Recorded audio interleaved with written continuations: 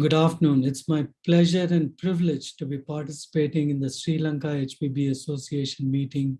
Many thanks to Professor Sivaganesh for this invite.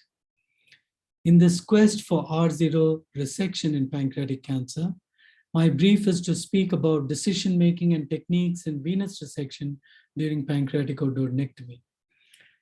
It's clear that the goal is to achieve R0 resection as it is associated with improved survival. Unfortunately, 15 to 80% of patients have an R1 resection, with the margin positive being commonly the vascular margins. Therefore, vascular resection is proposed to achieve R0 resection and thus improve survival. Of the patients with borderline resectable cancer, on the basis of anatomy, we see that there is a variety of definitions.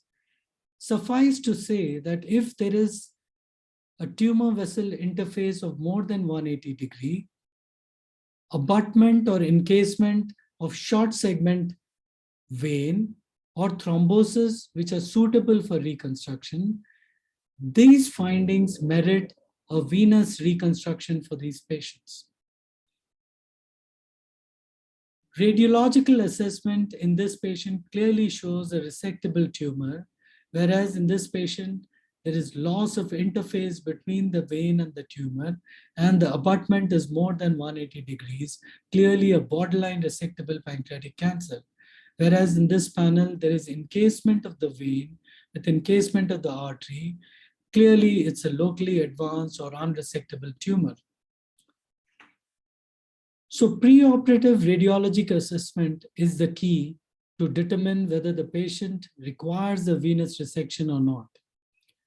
Although the technology has improved, but it still is imprecise with sensitivity of only 63% and specificity of 92%.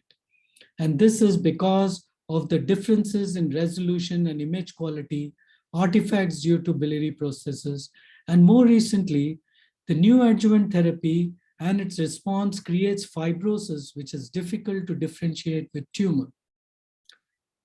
We all realize that intraoperative assessment is also very unreliable and it is technically difficult. So when venous involvement is suspected and you are contemplating a venous removal, venous resection, it is important to study the anatomy critically with respect to site of involvement, inferior mesenteric vein drainage, the involvement of first jejunal branches, and the length of venous involvement, because all these are bearing in the type of resection and reconstruction which we would do. So how do you decide what kind of resection and reconstruction we would undertake? If there is a small tumor involving only less than 1/4 of circumference of the vessel wall, it can be treated with a local resection and primary closure or patch venoplasty. If there is a larger tumor encroaching on a circumference beyond 1/4 or involving a segment of the vein, then end-to-end segmental resection and end-to-end anastomosis is the preferred method of reconstruction. If there is a large tumor involving critical areas of confluence with splenic vein or with the jejunal veins, it requires a very complex reconstruction, invariably requiring a interposition graft, either by way of autologous vein grafts like internal jugular vein or left renal vein, PTFE grafts, or a peritoneal patch with a vein reconstruction, which has shown good results in long-term analysis. So does the type of resection impact the survival? In this study of 229 patients with portal vein resection, it is clear that primary closure, end-to-end anastomosis, or interposition graft, irrespective of the method of reconstruction, there is no difference in outcome in terms of survival in these patients. Nevertheless, interposition graft is associated with increased morbidity, R1 resection, and increased perineural invasion, suggesting more advanced tumor, and they are also more prone to thrombosis over a long-term follow-up. Does Pathological involvement, which is seen in about 50% of patients, impact the survival in long-term outcome. So irrespective of the invasion or no invasion, the long-term survival is not impacted by the pathological invasion of the vein. So clearly what these studies and other data indicate that it is not the type of resection or the pathological involvement of the vein which determines the outcome, but it's only singularly the R0 resection which determines the outcome. Systematic review in 2010 of 1,500 patients shows a mortality of 4%, R1 resection of 25%, 5-year survival of 12%, and no difference in outcome in terms of median survival between vein resection or a standard pancreaticoduodenectomy.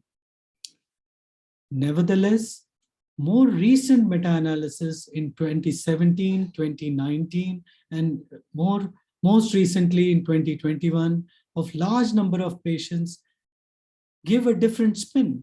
When you look at the short-term and long-term outcomes of vein resection versus standard PD, vein resection is associated with higher morbidity and mortality, higher R1 resection rate, more blood loss, longer operative time, and poorer survival, clearly indicating that vein resection is not a procedure to be taken lightly and is associated with significant morbidity, mortality, and poor survival.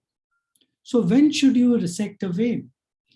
If your patient who is resectable by virtue of abutment less than 180 degrees as defined by the many criteria, there is still a probability that the vein may be involved. And one should have a detailed discussion and counseling with the patient and the family for a possibility of vein resection and associated morbidity and mortality.